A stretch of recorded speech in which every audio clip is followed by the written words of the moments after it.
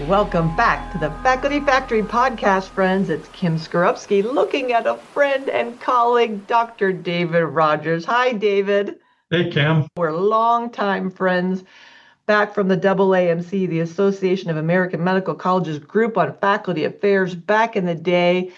Oh my goodness. Dr. David Rogers, he's a frequent flyer. This is his third time on the Faculty Factory podcast, episode number 8. Oh my gosh, friends, we're like 360 now, I think, but episode 8, back when he was calling in on a modem, and I had a Smith Corona typewriter. It feels like that long ago. It wasn't quite that long ago, but it was long enough, six years ago. One of the first episodes ever, and then came back to talk about wellness because he's a chief wellness officer also. Which reminds me, let me tell you, who is David Rogers?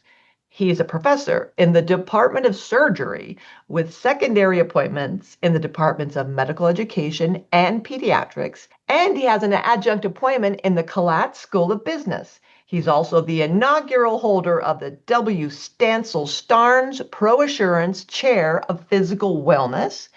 Dr. Rogers served as the Senior Associate Dean of Faculty Affairs and Professional Development in the University of Alabama Hersink School of Medicine from 2012 to 2021. He was appointed the UAB Medicine Chief Wellness Officer in 2018, and he's continued to be the Chief Wellness Officer for these past 7 years.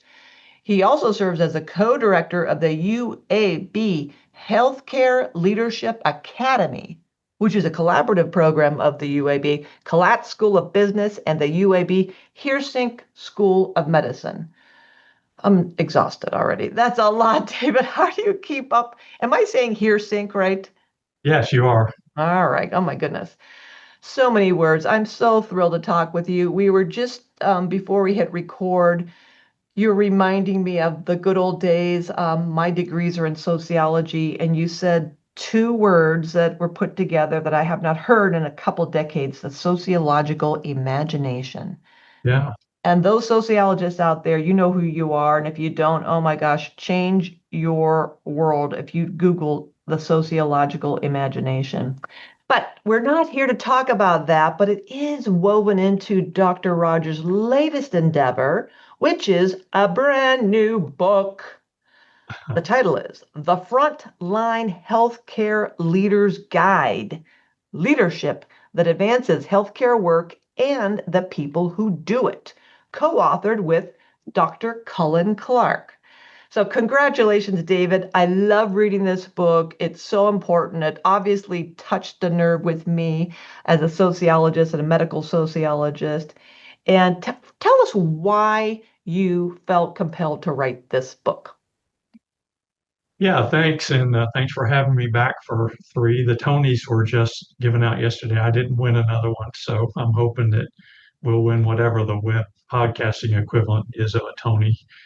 The motivation for the book was when we started the wellness work several years ago, the general approach that wellness officers were making was to build programming, support programming. So whether it was coaching or peer support or access to mental health. And I think that our understanding and the general understanding of the wellness scholarly community is it's really the fundamental aspects of work that are really where you will have an impact. And so part of the motivation for the book is our own faculty and staff engagement survey show that there are 3 main features of people's work lives that will cause them to be engaged, cause them to be excited about work. And that is if they have a leader who cares about them as a person and who will engage with them to help solve problems. In other words, is present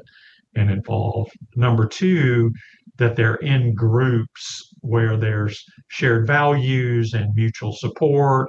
You know, people help each other, they celebrate birthdays, they do all these things that are marks of cohesive groups. And then the third aspect is that they have the adequate resources to do their job. We're very lucky in healthcare in that people care a great deal about helping people to come into the profession, regardless of their specific role. But that many times they're under-resourced for lots of reasons to do the work. And so as I was doing the sociology program, I said, wait a second, sociology provides us some interesting ideas, and really it comes out of management research and all that. The point of the book is too often in academic medicines, we start driving people toward production. And that's what kind of grinds people down. And to do that, we change the nature of the work. So the book is meant to make an argument that the better approach is a balanced approach where we balance concerns about people with concerns about productivity, whether that's measured by finances or whatever, that we tend to many times, I think, get over-focused on those things. Gosh, you reminded me of back in the day. Now I'm clearing out and blowing out some cobwebs.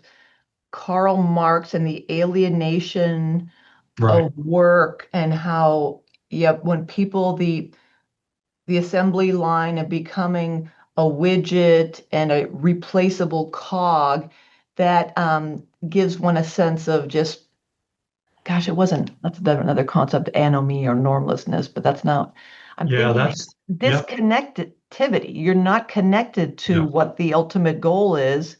And then you are just a cog, and now you are like machine. I am Borg. I do not matter. Right. Yeah, that was what was shocking. So I entered into this sociology program, and we were chatting about this before. Like, I hadn't even had an undergraduate course in sociology, so I got in it, and I really did it because I've always been interested in teams and groups and how we do our work. And I really had to scramble because there were these foundational concepts, and what the originators, and I'm not sure Karl Marx would have agreed, he was a sociologist, but they argue that he and Max Weber and Amélie Durkheim are all writing when the Industrial Revolution is occurring, and it's changing all of society. So people are moving from the farm and the rural settings into the urban settings, and how work was produced. And then over time, you have things like the so-called scientific management. Frederick Winslow was the first one that began counting, like, all of the things that you were producing in an assembly line, and then he would go and try to change people's work in order to improve productivity. A funny part of that story is he did it successfully, but then when he tried to launch it in other places, this would cause the workers to unionize, or they would sabotage the production lines. And so there's a long-term lesson that when you really try to control micromanage people do, that they will resist. And I found this nicely articulated in one of the coaching programs. I took the coaching training, and it said, if you insist, I will resist. And that's just very prevalent in a lot of different theories of good workplaces. When you try to control people's work in a very aggressive way, they will figure out how to push back. And that's part of the origin of the book, is that's why when you do that, that's a good short-term theory, but in the long term, it produces all of this sort of dysfunction that you really can avoid by being attentive to it going into it. All right, David, this is just so fascinating. Thank you again so much for writing this and putting the work in to do this. Talk to us about, why do people work then? So if we understand the basic fundamental principles of a work environment, having a leader who cares, working in groups with shared values, and having adequate resources, there are different reasons or motivations for people to do the work. And then that naturally butts up against the expectations and requirements and obligations of getting the work done, and even some instances in how the work gets done. Yeah. So when you said, if you insist, I will resist, where is that sweet spot between understanding what motivates people to work And then how do we dance that fine line of how the work gets done? Yeah. Because, we know about processes and this is that kind of, it's tough. I'll stop there, but go ahead. Yeah, so I think fundamentally most people, are they do work for a couple reasons. One is, and I think this is true in healthcare, whether it's in science, whether it's in patient care, whether it's in teaching, is that attaches to a deeply held value. That we're lucky in healthcare, even with all of our challenges and problems, that we're doing work that's obviously meaningful. And, I grew up in church and I don't come from a medical family. So it was interesting, even in medical school, they'd say, we need to pray for Deacon Smith because he's got, this kind of problem.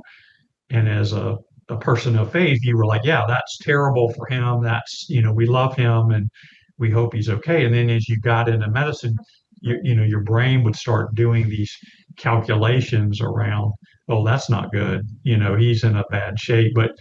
But to realize that when you're in healthcare, particularly, you're with people at a really important time doing work that really matters.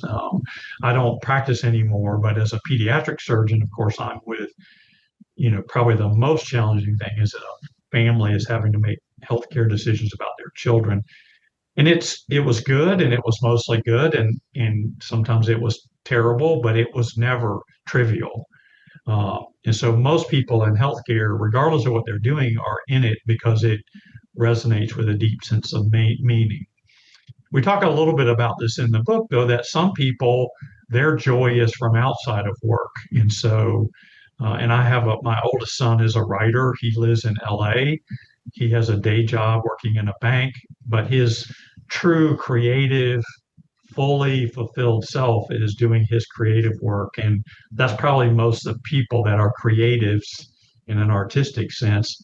And so then they're doing their job and it doesn't mean they won't do it well, but you just have to understand they're not looking to advance, to become a bank president. They're interested in doing their job and deriving resources to pay for shelter and that sort of thing. And we sort of land on either are okay. If you're here and you're a frontline healthcare worker and you're here to pay for your, feed your family and provide shelter, that's okay.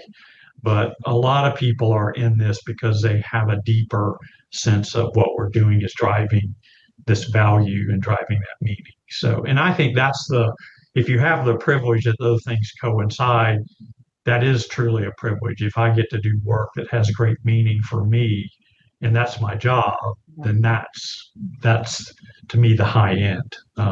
Yeah.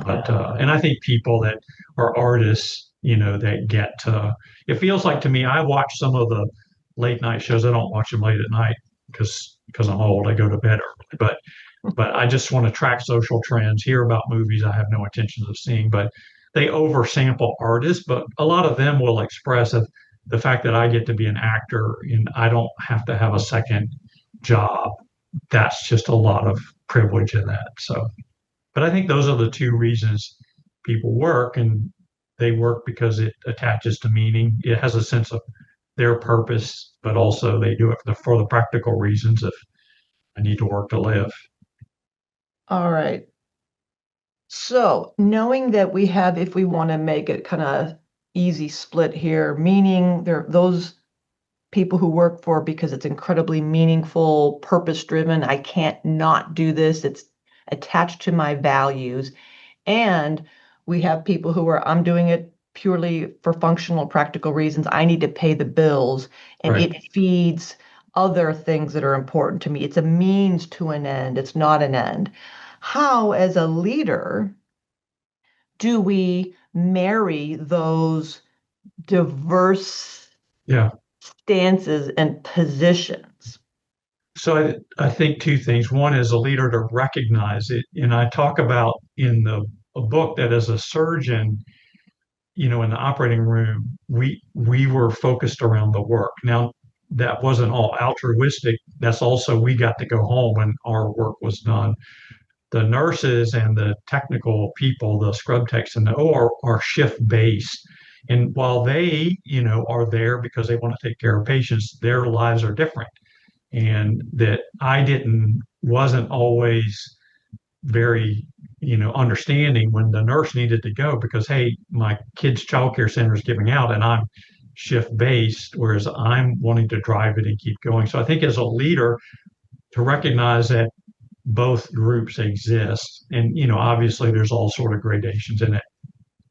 The other piece, and it revisits your original question, is still think about how do you optimally design work. And we talk a lot about self-determination theory, which relates to this idea. And you've had an entire podcast on that. It's a very Jeff powerful Linus, yeah. theory that leaders should be thinking about in their work. And so the idea of affording autonomy to people wherever possible. And I think that's possible in every job, that you take a job like I'm a patient care technician, and my job is to move patients between, going to x-ray or going to this. I can still afford those people autonomy. And I can and say, how do you want to do it? Like, what are your ideas about doing it? The alternative you see in places like McDonald's, this what's called de-skilling, where I reduce your autonomy in work. Another aspect of self-determination theory, and I encourage your listeners to go back and listen to that whole podcast, is belongingness. And so thinking about, and I think we saw this in the pandemic when we weren't able to connect, that we all suffered, and children particularly, I think, have continued to suffer because they didn't have that rich learning that occurs. And then competence is just making sure people are equipped to do their job. So really, to answer your question, it's great if whatever people's motivation, then how do I think about their job around those features and be purposeful to say, I need to make sure those people have an opportunity for belongingness in their work. And I think that's a challenge even with remote work. There's many great things about flexible work and remote work, but being attentive that if you have people that are 100% remote, then you have to be purposeful about making them feel connected to each other and just being intentional about that. David, what do you think are some of the bugaboos, the challenges that leaders have when they are when they are faced with people, and it could be the two different kinds of people we're talking about, faculty, staff, who these leaders who really struggle with the process and the micromanaging, the tendency to be in the weeds of worrying about if things aren't done a certain way, that an outcome won't be achieved. What is it about a leadership competency or that struggle that makes it really hard for some folks to kind of give to let people have autonomy? What is that some people just kind of really want to own all the things, that because the fear of, if you let people do things their way, you're going to lose control? Yeah, I think it comes from a couple of places. That micromanagement is really a form of directive or even autocratic leadership. So it's a way I can control your work by controlling every detail. I think some of it just comes from insecurity or anxiety to say, ooh, if I let someone manage a project and it fails, that may come back to me. And I think that's a fair, legitimate concern. And I think, at least I've had to get comfortable with that over time. And I do think that's a privilege of, having done this for a few years, is you begin to get more comfortable by saying, I'm going to be intentional to give that a person that's reporting to me that responsibility. We really like a model called empowering leadership, which is really about what's called participative decision making, where you have a conversation. And I think that the antidote to micromanagement is to say, I'm going to try to give you autonomy here, but this is, I'm stepping up, but then you and I are going to have to communicate more, and then just being authentic to say, I'm a little bit nervous about giving this away. So we may have to touch base with my team, and I have a very high functioning team, but I ask them to develop goals. But we do touch base once a month to say what's happening. And I do some coaching there to say, hey, that would have been good to know. I've got my own bosses. I got to manage this with them as well. Mm-hmm. So you got to sort of, if you see this thing going sideways, I got to Mm-hmm. kind of know about it. So I think a lot of this is negotiating and communicating and saying, because the value of giving people autonomy is they develop capacity. So even as an organizational approach, it means that our workforce gets more and more capable over time, which if you're the provost and you're thinking, well, this is just good for me. Like I get people that are more and more capable as we go along, but Mm-hmm. adopting this from the highest level to say, this is going to be our approach. And we're just doing our pilot with a thing we called Leading Science Well. So we have a leadership development office here. And so we have lots of programming, but it tends to be in the healthcare space. What we found is the wellness of scientists and the people that manage labs has really been under researched. And so we put together a thing we're just doing, which is about empowering leadership, which you can break down into particular behaviors. And one of the things we tell the people in the program to do is here's the framework of empowering leadership. You go meet with someone on your team and ask the question, what do I do well? And what could I do better? Mm. And they've been then reflecting on it. That's been a very powerful thing for leaders to do, but admittedly requires some courage because you do get some feedback. Yeah, you tend to, when you're nervous, you tend to lapse into micromanagement. So, Mhm. uh, That authenticity, that reminder to be authentic and say, and dig deep and think, why am I doing this? Why is this making me uncomfortable? And then the being honest and the humble of yeah, the humility of saying, this is not necessarily because I don't trust you, David. It's yeah, more that my bosses here are holding my feet to the fire. And I am, as you said, I'm worried that if this happens, then that might happen. How can you help me think about this? yeah, How can you assure me, or how can I gain some kind of confidence that if this, then that? And what when, I mean, I've seen this happen not only personally, but with other people, is that guess what? People are going to disappoint you. yeah, As you said, things will go sideways. yeah, So it's not if they go sideways, it's when they go sideways. And then not only when it's like, but what does sideways mean to you? What is your threshold for um, more red light trigger? When are your hackles raised versus mine? Like I might yeah, be like, oh, things are spinning out of control, man. We're losing it. She's breaking up. She's yeah, breaking up. And somebody else be like, chill. What are you talking about? That's all yeah, good. yeah, So that being able to gauge when I'm at a level, when things are at a level here, I'm flipping out. And somebody else's tolerance for unpredictability might be higher. So talk to us about this idea that people will disappoint us, including us. We disappoint ourselves all the time. yeah, People will disappoint you. There will be mistakes made. And then how do we learn from that? And as you said earlier, empower people to add value, to say, oh my gosh, now that's off my plate. I have more time to be a leader and think deeply and have a vision and create because now I'm not messing around in the kitchen back there driving the chefs crazy. yeah. So this is where I think having an interest in teaching is helpful because you can take your own mistakes and they become like I could write up, and I do in the book. I talk about some of the things that I didn't do well, and my point for sharing that was to get people to think about their own mistakes. I mean, going back to being a high school band, member and saying, yeah, I would do that differently now if I knew what I knew.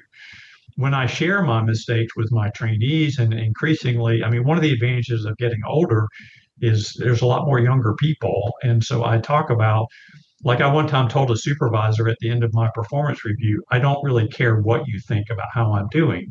And what I say then to my learners is that was wrong. First of all, I did care because I was very upset. But secondly, how did that enhance that relationship? Right. So, but when I tell people, I say, look, I'm going to tell you my mistakes so you can make different mistakes. Like that's how that's how human progress occurs is make a different mistake. And I so, love that. Not so I just want to pause you here because I think that's brilliant. I want to tell you my mistakes so that you don't make mistakes. No, so you don't make my mistakes. right, You're going to make mistakes, but you're make going to your make own. different ones. That's exactly right.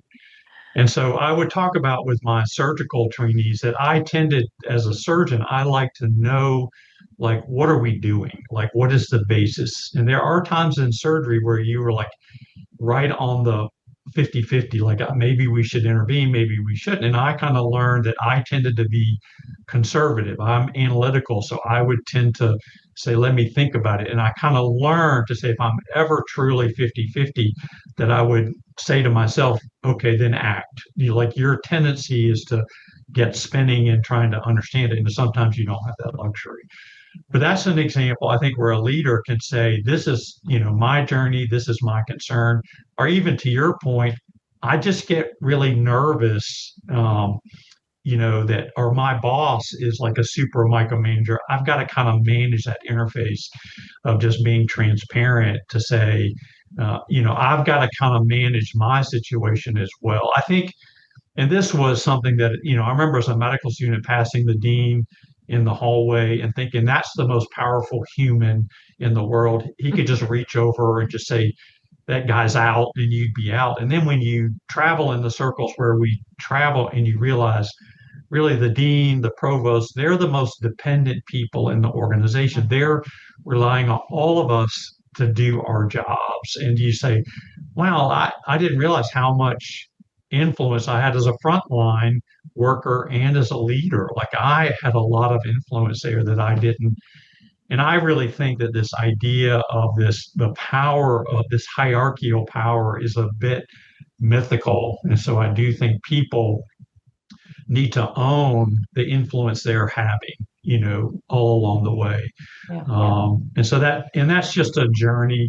Like I don't, you've been in organizational leadership a long time, and I talk about that, like compared to the impact you would have in teaching or in patient care, it's very abstract. It takes a lot of tea drinking to get it started, and it's so diffuse. Sometimes you're like, are we done yet? Did we accomplish that? I mean, what's happening? And so, I think you just you have to embrace that.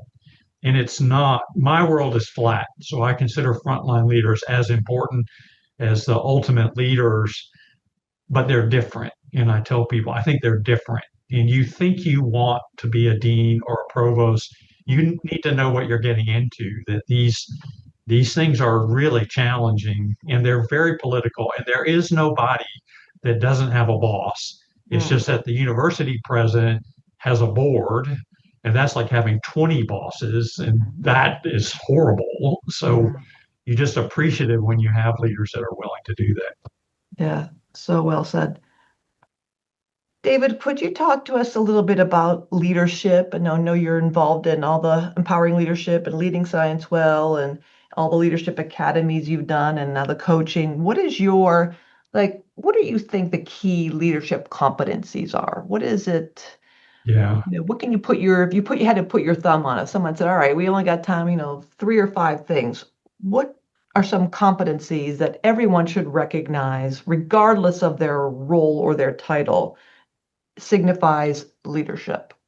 I think fundamentally you have to have a vision, and then be able to get people excited to like follow or go with you on the journey. And that's the essence of it. When I first heard the idea, and that's why we talk about it in the book. And the one book I would recommend, even more so than my book, that if you're never read a book on leadership is The Leadership Challenge by Kuz and Posner, because it talks about the 5 practices. And I just think those things are fundamental. And so when I begin to sort of think about this, and particularly about developing others, this idea of a vision, and this comes more from my faith tradition of, oh, you mean an angel appears to me at night and gives me a fully formed, like Jonah, go to Nineveh. And you're like, okay, I'm waiting for that to happen. And really, a vision just means that you've thought about directions and you've developed a direction better done in a group. So it's a shared vision. And then to say, okay, let's go do that. That's fundamentally what leadership is. Um, and what we talk about in healthcare, one of the problems in healthcare is we label things teams that aren't nearly teams. And the reason that chapter was important is you have to calibrate your expectations. If you find yourself in what's called a social aggregate, which means just a bunch of people that have run together, you're not going to be a team, and you're going to have to, communicate differently because, and the example I always give is in a lot of hospitals, and this is scary if you're not in healthcare, but a co-team, a person is obviously deeply distressed or maybe even newly deceased, and a group runs to the bedside. Well, you would think outside of healthcare, well, that's a team, but it's not a team. It's a bunch of people that don't even know each other. And so you're literally saying, what do you do in a person where you're having to act very quickly? And that's for a lot of reasons. That's how things are structured. But if you think about firefighters, they all sleep together, they practice together, they train together. Like, why isn't a code team more like a firefighting team where these people actually, and there are reasons why it's the case, but the main point of that chapter was to say you have to calibrate expectations. If it's not a team, don't act like a team. It doesn't mean you can't make it work, but just have some sophistication about what you're doing. Yeah, that's you're making me think of a symphony and an orchestra. Exactly. Everybody can tell by the instrument you're holding what your job is. Exactly And you right. can be hitting those notes just perfectly, and everybody's hitting all their notes, and they're on time, and they're on the beat, and they're on key, and it may not sound anywhere near as well as orchestral members who've been playing together for months or years, or think of an athletic sports team. If they've got all the Yes. skills and they're hitting all those maneuvers on the field or on the court, it's one thing. But unless they're handing off to each other at the right time, Yeah. yeah. Sports is the best analogy in terms of, even though it was better in music than in sports, but it's the difference between playing, like watching professionals or a college basketball team versus pickup basketball. Pickup basketball is fun, but you're introducing yourself. You don't know the capacity of the other players. Are they a good? Can they hit 3-pointers? Are they better inside? You don't know, and so you're figuring that out. And a lot of healthcare and people have struggled with different names. They call it ad hoc teams. They call it, I think it's better just to say it's not a team instead of having some tortured version of a team. Because really social sciences has struggled, and I don't think they've really understood like how we organize much of our work. And so where does leadership come in from an official leadership role when you have these social aggregates? And when you're in one of those social aggregates and you realize, oh, I'm in one of these, how does one enter leadership or experience or practice leadership? Yeah, I think, and the best example is like I've been on airplanes where they're like, hey, is there a doctor? And my thought as a pediatric surgeon is I hope I'm not the only doctor, because this is not a baby with a hernia that we're in, and I'll wait and just hope that anybody else. And then in those instances where I've been the only one, you're kind of building that aggregate. It doesn't mean then you just have to say, okay, what's everybody do? Um, okay, it seems like I'm the best qualified in terms of expertise. Here's what I would propose, and then people will follow that. And so it is a thing. It can do productive work, but then when it's over, it's over. You don't have an expectation that it's going to continue. And so I think it's not to say you can't have a plan, not that you can't help organize a group. You just have to understand it is, what it is in reality. And so I think a lot of it's about calibrating expectations and then Um, adjusting accordingly to make sure that the essential work gets done.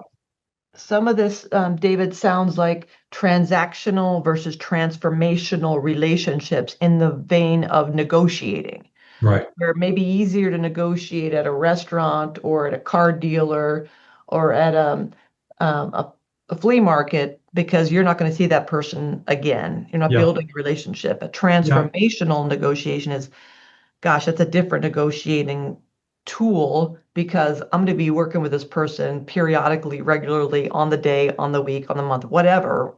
Yeah. So that's to me is the different.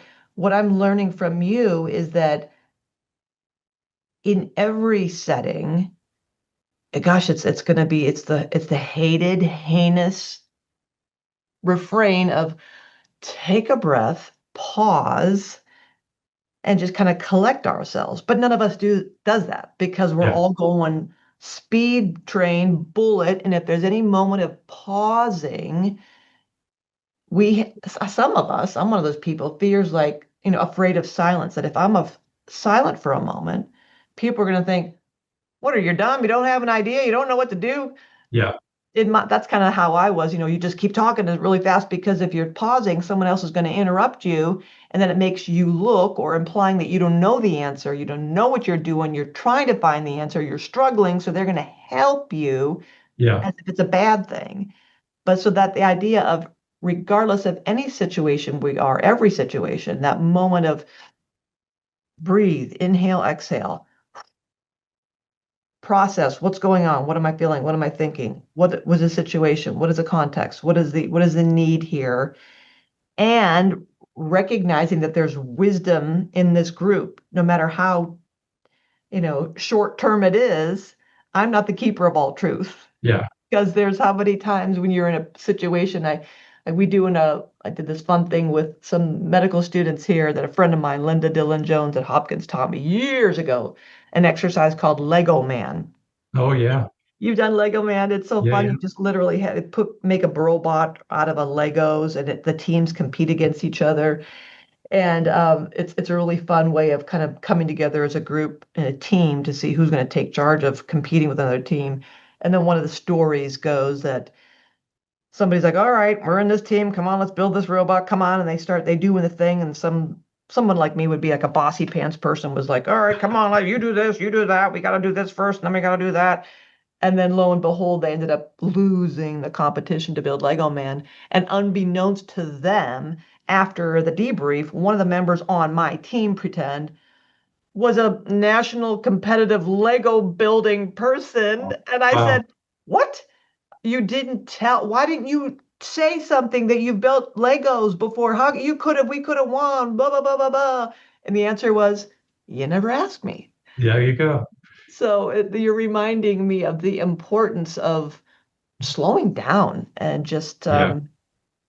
yeah. Well, we learned this a little bit we did a program of research about how do surgeons best manage conflict in the operating room. And there were a couple of things that very much connect with what you're saying is one is to maintain the appearance of calm. And what was interesting is if you become dramatic, if you jump in and start shouting, the nurses would say, our assumption is if you're doing that, it's because you don't know what to do. And therefore, their estimation of your competence actually lowered.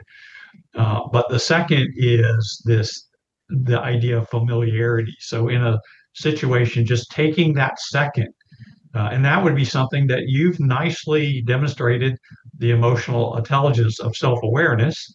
And now for a self-regulation, you might say, okay, I'm going to purposely pause 30 seconds and see if someone else, because my challenge is similar in that I'm an oldest sibling, so I've been in charge of people my whole life. And so my natural tendency when I show up is well, apparently I'm in charge here. And I talk a little bit of this about the book, that is something that took me longer to realize than I should have, that many times I'm a follower and not necessarily a good follower. So when I go into a meeting now, I do a checklist in my mind and I say, what is my role here? Am I leading it?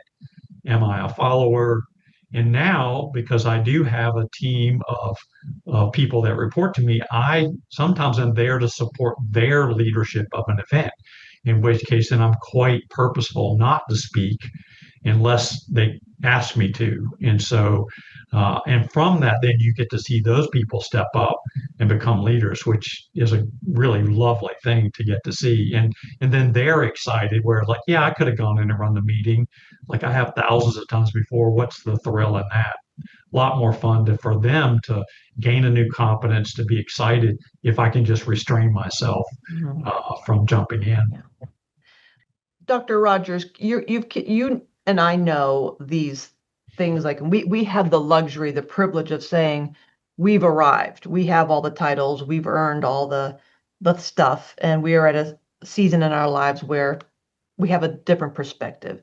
Help convince the early career faculty member, the mid-career faculty member considering a change, a new leader in fill in the blank, who is really heck bent on proving, like, here I am to save the day.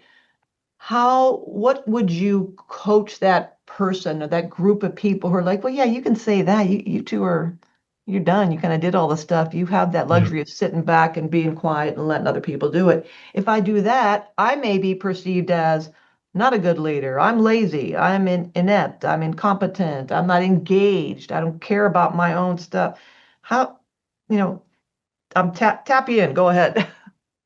Yeah, what I would say to my younger self is that the positions are not unimportant, and things like being promoted and gaining these titles are not unimportant. I had to check myself when I came here because I would kind of diminish it, but then I learned that these titles, they do open doors that allow me to do good work. So in other words, a department chair will respond to me with one of these half a dozen titles that they won't, they might not if I just didn't have them. So I think it's a fair thing to say there is value to these things, but the value is there is a strategic value to doing good work. In other words, it makes it possible to have influence in a different way. What I would say is don't fall in love with the titles for their own sake, and don't think that they're magic. Like when you become the dean, as I said before, in some respects, if you are a believer in servant leadership, then you're less involved than you were before, and just understand the roles and what you get. We need humble people. We need the reluctant leaders to step up. And that's, to me, one of the things I learned from the book. Quiet was we need to look for those really capable people that aren't raising their hands necessarily right away. And we need, in our positions, to go and encourage those people to say, please apply for these leadership roles because we need a person with your ability. So the best leaders in many cases are the what I would call reluctant or even accidental leaders. And then you get to see, you're like, wow, why do we have a system that doesn't do better? And I think that's because in U.S. culture, we love the charismatic leader. And so the people that are super kind of out there and willing to raise their hand, those people tend to be in there, and you do have to compete for the role. So that would be my advice to my younger self is certainly, gaining leadership is important, can be productive, but don't fall in love with it for its own sake. Brilliant, as usual. Dr. David Rogers, I knew this would be such a juicy podcast episode. And thank you so much for such a wonderful conversation. I know this is one of those that people are going to go back and pause and slow down and listen because there's so many juicy nuggets in here. And friends, you have to read the book. All this stuff's in the book, The Frontline Healthcare Leader's Guide, Leadership that Advances Healthcare Work and the People Who Do It. David, tell people how to get in touch with you if they want to pick that big brain of yours. Well, the one thing I'd say is part of the inspiration for the book is the work that you're doing. You and I were president, or we're both active in the group on faculty affairs, and these were the loveliest people, Mm. but most of them like were gassed out, had no resources. And so when you started this crazy idea, these many years ago, and what I've seen is with over 300 podcasts, you're making stuff available for the people that are doing faculty development or faculty affairs that are at small places. They don't have the kind of programming that you've been able to afford. And the fact that you've, brought it up in books is all that. So I'm a big fan of the work, and so I really reached out to you because we had spent the time. This book is really designed to meet the need of what do you do with leaders before they have a chance to do leadership development. It's designed to meet a small niche. So people can reach me if they have questions at DA Rogers, DAROGERS 1. There is no two. I don't know why I have one, but at uabmc.edu, and I'm on LinkedIn. I'm not on the other social media things because I don't want my data mined for commercialization purposes, but I'm willing to do LinkedIn and to stay connected to people that matter to me. But yeah, that's how to find me if you have questions. Love to hear from folks. And we'll have all the information on the Faculty Factory podcast website. That's at facultyfactory.org. So go there. We're going to link to Dr. Rogers' other episodes and the Kustes and Posner book, the 5 Challenges Leadership, and all the good stuff, and definitely link to his book. So Dave, it's been great. I want to come back get the next book out there, and we'll come on back and talk about it again. And I'd love to come to Alabama now that I figured out looking at that map, 3 states away or so. I want to come there and take your leadership course and visit. Yeah, love to have you. It's a big foodie town, and we could show you through the full range from James Beard down to your favorite barbecue. So it's a great place to Ooh. visit. All right, David, thank you so much. See you next time on the Faculty Factory podcast.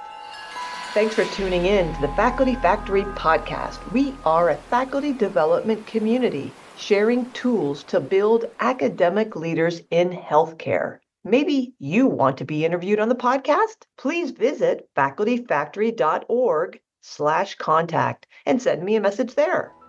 The Faculty Factory podcast and website is sponsored by the Office of Faculty Affairs at the University of Texas Medical Branch in Galveston, Texas.